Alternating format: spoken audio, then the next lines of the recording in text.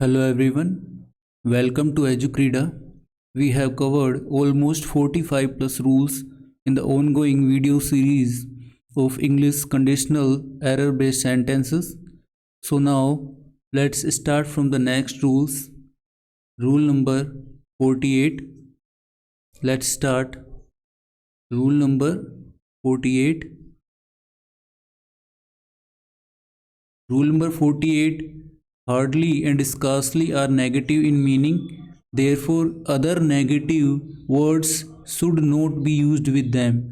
Hardly और scarcely दोनों ही क्या है? दोनों का बेसिक मीन कैसा आता है? नेगेटिव आता है. ठीक है, इसलिए इनके साथ नोट का यूज़ बिल्कुल भी नहीं होता, ना ही नन का होता है. ठीक है, तो एग्जाम्पल देख लेते हैं इनके ऊपर बेस्ड कुछ. ही स्कार्सली रिकॉग्नाइज्ड मी. ठीक है, यहाँ पे इसका नेगेटिव मीनिंग है. Negative meaning in sense scarcely का बेसिक मीन क्या होता है? स्कार्सली एंड हार्डली का बेसिक मीन, दोनों का बेसिक मीन होता है ऑलमोस्ट. ऑलमोस्ट,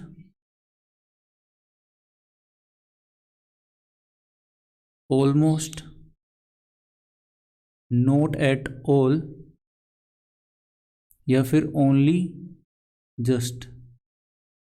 यानी कि लगभग बिल्कुल भी नहीं, और या केवल बस. कुछ और एग्जांपल देख लेते हैं इन पे based.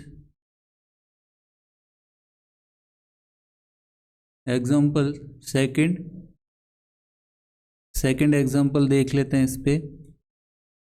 I hardly know them. I hardly know them. I have only met them once. ठीक है, तो यहाँ पे हार्डली का कैसा यूज है? यहाँ पे मीनिंग कैसा है? यहाँ पे नेगेटिव मीनिंग है. ठीक है, एग्जाम्पल थर्ड और देख लेते हैं. जैसे खुशबू आज so tired so tired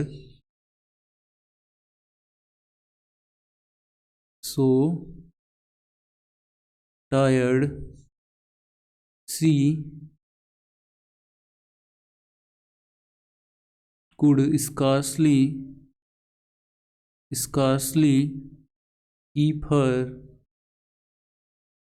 her eyes open. ठीक है, तो यहाँ पे जो मीन निकल के आ रहा है वो कैसा आ रहा है? नेगेटिव मीन है. Because she was so tired, she could scarcely keep her eyes open. ये मुश्किल से ही मतलब अपनी आंखें ओपन कर पा रही थी. ठीक है, तो रूल नेक्स्ट पे चलते हैं. Rule number 49. In making favourable comments we use adverb quite. अच्छा, फेवरेबल कमेंट्स हो, फेवरेबल कमेंट्स में इसका यूज करेंगे हम क्वाइट का. और फेवरेबल और अनफेवरेबल. ठीक है, फेवरेबल और अनफेवरेबल में किसका यूज करेंगे हम? दोनों का यूज कर सकते हैं, चाहे रेदर हो चाहे क्वाइट हो. ठीक है, एग्जाम्पल देख लेते हैं. The seminar was rather boring. तो ये जो कंप्लीट सेंटेंस है वो कैसा है? अनफेवरेबल है, इसलिए यहाँ पे क्या है? रेदर आया है. सेकेंड एग्जाम्पल में the seminar was quite interesting. Complete sentence क्या है? फेवरेबल है. तो फेवरेबल के साथ क्या आता है? किसको प्रेफरेंस दी जाती है? क्वाइट को. कुछ और एग्जांपल देख लेते हैं इन पे बेस्ड. अच्छा, रेदर की बात करते हैं. रेदर किस किस कंडीशन में यूज़ में किया जाता है? एडजेक्टिव प्लस में नाउन। ठीक है। सेकंड, ए या ए एन प्लस में एडजेक्टिव प्लस में नाउन, या फिर डिटरमाइनर प्लस में ए एन एडजेक्टिव और प्लस नाउन। ठीक है। तो बेसिक फॉर्मेशन है रेदर के साथ क्या क्या यूज़ में हो सकता है। अच्छा, एक एग्जांपल से देखते हैं। The seminar was rather boring,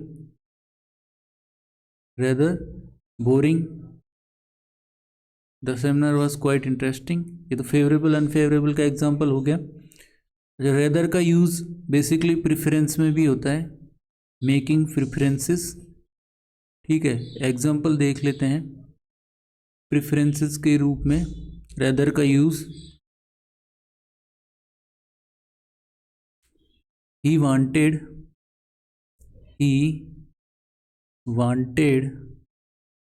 to be an actor rather than a comedian। तो यहाँ पे रेदर का यूज़ कैसे हुआ है? As a preferences. ठीक है। उसने किसको प्रेफर किया है एक्टर की जगह?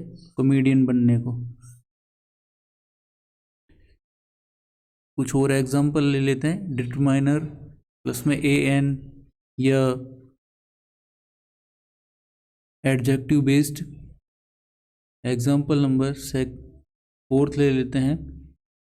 Example number fourth, I had some I had rather some I had rather some bad news today। अच्छा, इसका एक फॉर्मेट और लिखता हूँ मैं। I had some rather bad news today, rather bad news today। तो एग्जाम्पल इसमें कौन सा सही होगा ग्रामेटिकली? इसमें एग्जाम्पल जो ग्रामेटिकली सही होगा वो होगा I had some rather bad news today. जो सेकंड है वो क्या होगा? ग्रामेटिकली सही होगा। और जो फर्स्ट है वो क्या होगा? ग्रामेटिकली रॉन्ग, क्योंकि डिटरमाइनर पहले आता है। डिटरमाइनर प्लस में एडजेक्टिव, फिर आता है ए या ए एन, फिर आता है नाउन। तो ये बेसिक फॉर्मेशन है रेदर का। कुछ एग्जांपल क्वाइट पे बेस्ड देख लेते हैं। क्वाइट पे बेस्ड कुछ एग्जांपल। क्वाइट का यूज़ भी बेसिकली प्रेफरेंस के लिए भी होता है, मेकिंग प्रेफरेंसेस और एम्फेसिस में भी यूज़ करते हैं इसका, किसी व्यक्तिगत विचार पे दबाव देना, इस काइंड ऑफ इंफॉर्मेशन के लिए। एग्जांपल देख लेते हैं। It was quite the worst dinner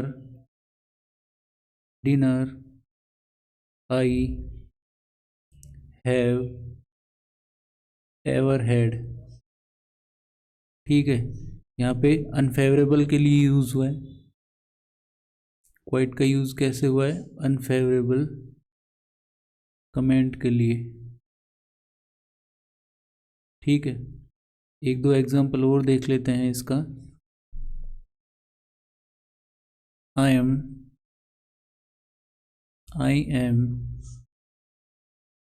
quite tired but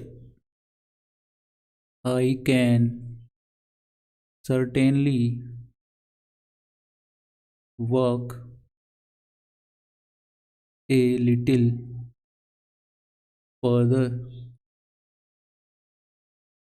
ठीक है, I am quite tired but I can certainly walk a little further. एक बेसिक सा एग्जांपल और देख लेते हैं। I am sorry I was, next example, it was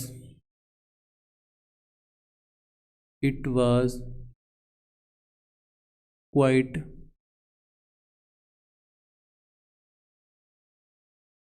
difficult job, it was quite a difficult job। ठीक है, तो इनके कुछ बेसिक से एग्जांपल हो गए। क्वाइट का यूज़ ए लोट के साथ और देख लेते हैं। क्वाइट का यूज़ आई एम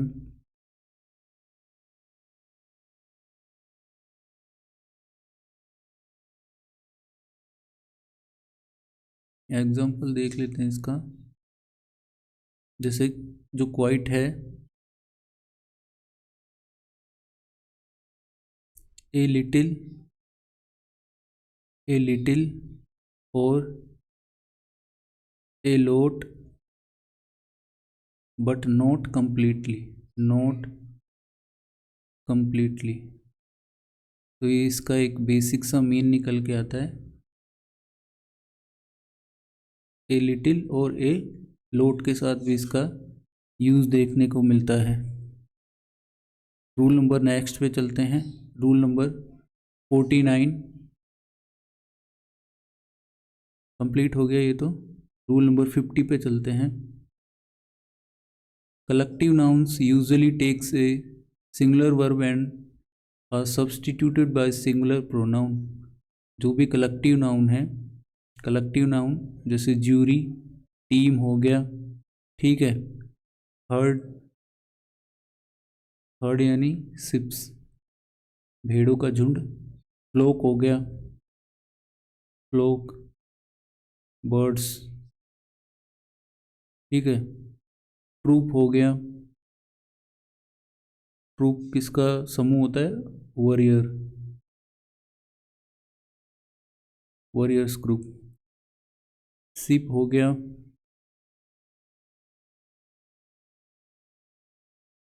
फ्लीट, ठीक है। तो ये कुछ कलेक्टिव नाउन्स हैं, ग्रुप ऑफ पीपल या ग्रुप ऑफ थिंग्स। इनके कुछ एग्जाम्पल देख लेते हैं। Collective nouns usually take a singular verb and are substituted by singular pronoun. इनके साथ क्या आता है, सिंगुलर वर्ब यूज में होती है कलेक्टिव नाउन के साथ। जैसे example, the jury has given its verdict. Jury क्या है, ग्रुप ऑफ पीपल है, ग्रुप ऑफ पीपल, ठीक है। तो इसके साथ कैसी होगी, सिंगुलर वर्ब यूज होगी। Example number second, the team has performed to its potential. The team क्या है यहाँ पे, ग्रुप ऑफ पीपल है, ग्रुप ऑफ प्लेयर है, ठीक है। तो इसके साथ भी क्या यूज हो रहा है, सिंगुलर वर्ब यूज हो रही है।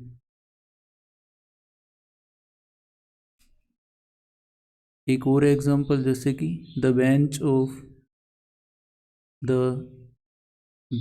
ऑफ जजेस gave the verdict on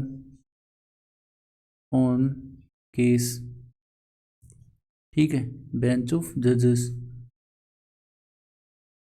rule number 51 पे चलते हैं। When groups member don't behave as a whole but take different direction. अच्छा, रूल नंबर 50 में हमने बात की कि इनके साथ कलेक्टिव नाउन्स के साथ सिंगुलर वर्ब यूज होगी, लेकिन ग्रुप जब डिफरेंट बिहेव करे, डिफरेंट डायरेक्शन में बिहेव करे, तब इनके साथ कैसी हेल्पिंग वर्ब यूज होगी, plural helping verb. Example, the jury are divided in their decision. ठीक है, दोनों के ही यानी कि ज्यूरी का डिसीजन क्या है, डिवाइडेड है। यहाँ पे सबका डिसीजन क्या है, अलग अलग है, अलग अलग डायरेक्शन में है, तो इसलिए यहाँ पे जो हेल्पिंग वर्ब यूज हुई है वो कैसी हुई है, plural helping verb. Example number second, the ministry are much divided in their opinion regarding the following policy. यहाँ पे भी मिनिस्ट्री की जो ओपिनियन है वो क्या है, डिवाइडेड है, सबकी अलग अलग ओपिनियन है, तो इसलिए यहाँ पे प्लूरल हेल्पिंग वर्ब यूज़ की है। रूल नंबर नेक्स्ट पे चलते हैं। Rule number 52, units of counting pairs, dozen, score, 100, etc when used after numbers retain in their singular form। जब भी इनका यूज नंबर्स के साथ किया जाए। एग्जाम्पल में देखते हैं, जैसे my friend bought 2 dozen eggs from the market. ठीक है, unit of counting pairs, dozen, score, 100, etc when used after numbers written in their singular form. तो इनके साथ इनकी सिंगुलर फॉर्म रिटेन करती है। जैसे my friend bought 2 dozen eggs from the market. Second में आई गेव हिम 200 रुपीज़। ठीक है, इनके साथ इनकी वर्ब की सिंगुलर फॉर्म रिटेन करती हैं, चाहे वो पेयर हो, डोजन हो, स्कोर हो या 100 हो। रूल नंबर 53 पे चलते हैं। People nouns following nouns are used in plural form.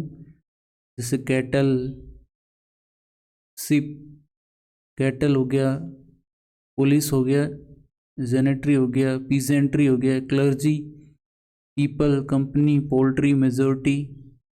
तो इस तरीके के जो नाउन्स हैं उनके साथ कैसी हेल्पिंग वर्ब आएगी, plural. Police have reached the crime scene, cattle are grazing in the field. ठीक है, तो पुलिस क्या है, यहाँ पे प्लूरल नाउन है तो प्लूरल हेल्पिंग वर्ब। कैटल यहाँ पे प्लूरल है तो प्लूरल हेल्पिंग वर्ब आएगी। एक एग्जांपल और देख लेते हैं स्टैटिक्स का, जो कि थोड़ा डिफरेंट आता है इसमें। स्टैटिक्स का एग्जांपल देख लेते हैं। स्टैटिक्स क्या है, एज ए सब्जेक्ट बात करें, स्टैटिस्टिक्स एज ए सब्जेक्ट बात करें तब तो एक इसकी तरह बिहेव करेगा, सिंगुलर की तरह। ठीक है, और यदि collection of data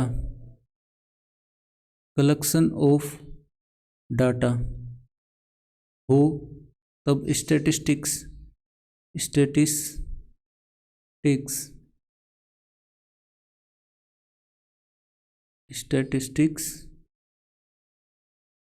collection of data के फॉर्म में, कलेक्शन ऑफ डेटा में कैसा हो रहेगा, plural noun.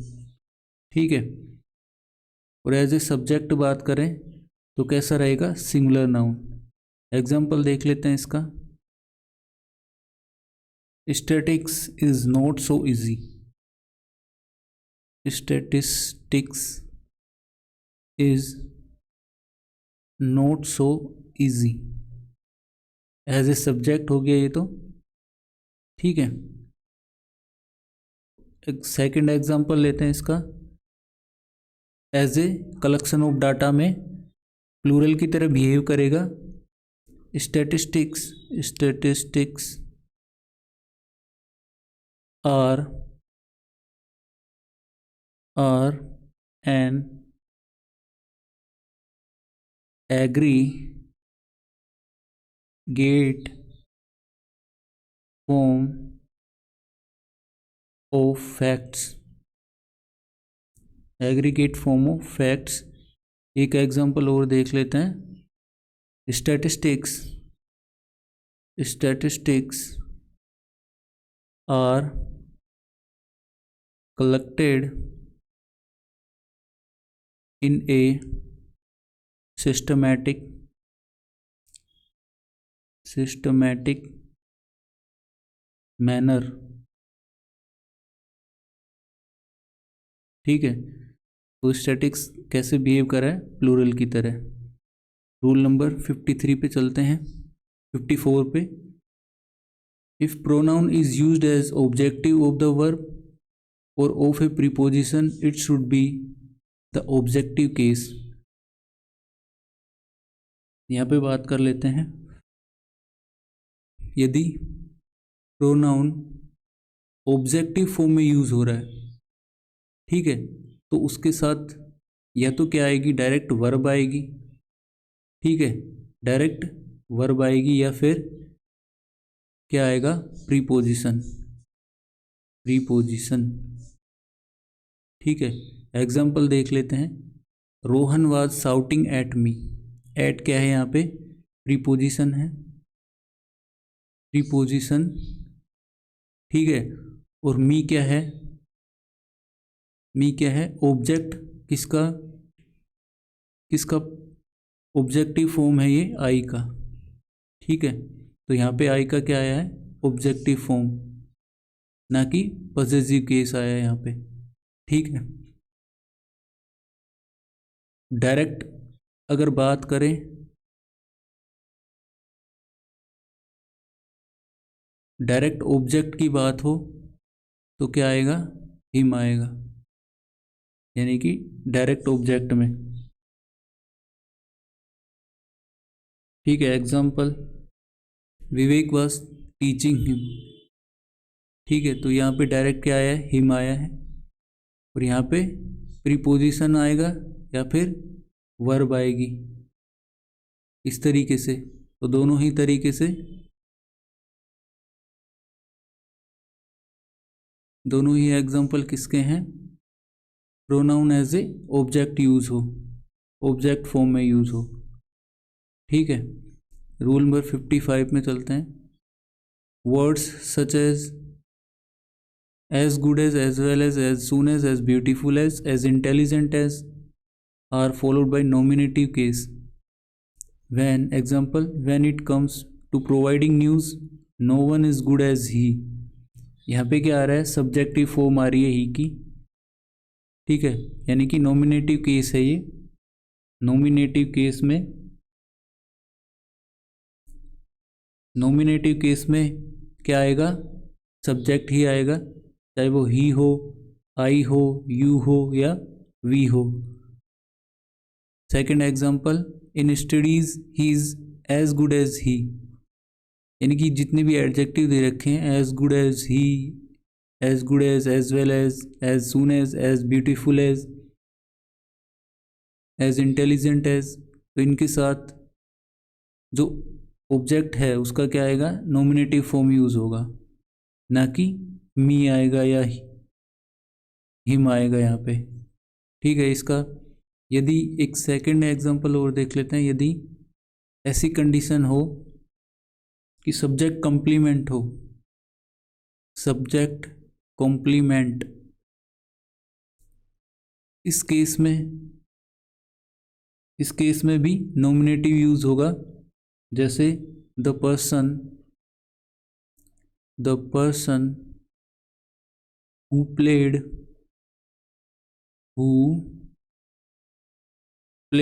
The video is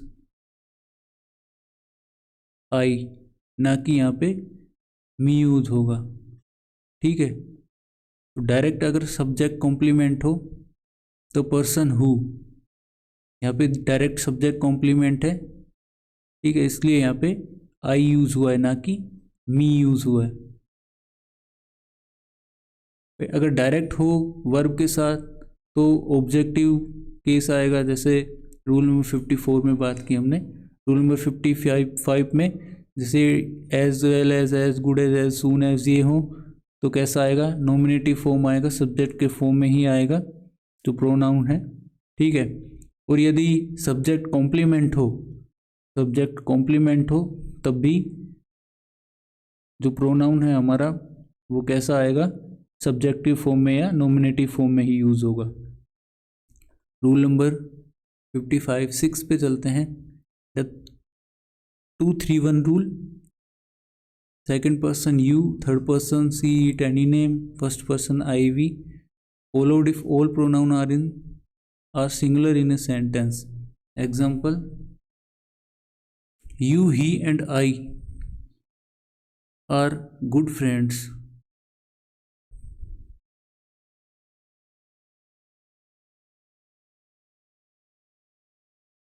अच्छा, तो ये जो 2-3-1 रूल है, बेसिक सा रूल है, बेसिक फॉर्मेट ऑफ सेंटेंस का, सेंटेंस फॉर्मेशन का। इनको किस तरीके से यूज़ करेंगे? यदि तीनों ही पर्सन यानी फर्स्ट पर्सन, सेकंड पर्सन या third person as a subject use हो, तो उनको किस सीक्वेंस में लेंगे? यू, ही एंड आई, यानी कि पहले सेकंड पर्सन आएगा, फिर थर्ड पर्सन, फिर फर्स्ट पर्सन यूज होगा। Second example: you and I will be punished. You and I, ठीक है, यानी कि पहले सेकंड पर्सन फिर आया फर्स्ट पर्सन। रूल नंबर 57 पे चलते हैं। If all the pronouns are in plural form and sentence has some confessing sense, negative sense और committing a crime, then rule change to 1 to 3। इसी का ही एक दूसरा रूप है ये। यदि सेंटेंस में क्या हो? कन्फेसिंग सेंस हो, नेगेटिव सेंस हो, या फिर क्राइम कमिट कर रहा हो सेंटेंस में, तो इन ये रूल 1 to 3 में ये 2-3-1 से 1 to 3 में कन्वर्ट हो जाता है। Example: I, you and he will be punished for the crime. ठीक है, ये कन्फेशन ऑफ क्राइम का एग्जाम्पल है। तो यहाँ पे 1 to 3 में कन्वर्ट हो गया जो ये रूल था जो। Second example: we, you and they will go to the party. First person, second person and third person, 1 to 3। ठीक है, रूल नंबर 58 पे चलते हैं। In used with longer period of time, month, year, century, seasons, cities, town, state, यानी बड़े शहरों के नाम से पहले इनका यूज़। ठीक है, और सीजन्स हो गए, लोकेशन हो गई इससे पहले, और डिफरेंट काइंड ऑफ डायरेक्शन हो गई। ठीक है, उससे पहले इनका यूज़ होगा। Rohan will complete the work in a month. We are going for vacation in summer, season हो गया। My house is in north direction, यानी कि एक दिशा के साथ भी इनका यूज़ होगा। There is a diamond in her ring, और एक विशेष स्थान के साथ, ठीक है, एक लोकेशन ऑफ समथिंग, उसके पहले भी इनका यूज़ करेंगे। Rule number 59, at used with point of time. At का यूज़ किसके साथ होता है? पॉइंट ऑफ टाइम के साथ। पॉइंट ऑफ टाइम के साथ एट नाइट हो, डाउन, डस्क, भोर का समय हो या शाम का समय हो, part of road, street, part of some bigger place. Example देख लेते हैं। I have a meeting at 8 AM, point of time है यहाँ पे। The shop closes as midnight. Some people are standing at the corner of the street. ठीक है, ये कोई लोकेशन है, स्पेसिफिक लोकेशन। आज के लिए इतना ही। थैंक यू, मिलते हैं नेक्स्ट रूल की वीडियो में।